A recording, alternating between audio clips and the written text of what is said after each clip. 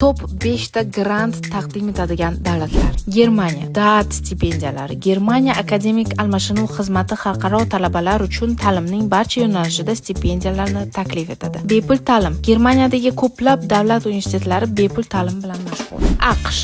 Fulbright Scholarship. Fulbright dasturi xalqaro talabalarga Qo'shma Shtatlarda o'qish yoki dars berish uchun grant taqdim etishadi. Bundan tashqari, ba'zi universitetlarda yutuqqa asoslangan grantlar ham mavjud. Buyuk Britaniya Chevening Scholarships. Buyuk Britaniya hukumatining Global stipendiya dasturi taniqli xalqaro talabalarga to'liq moliyalashtirilgan stipendiyalarni taklif qiladi.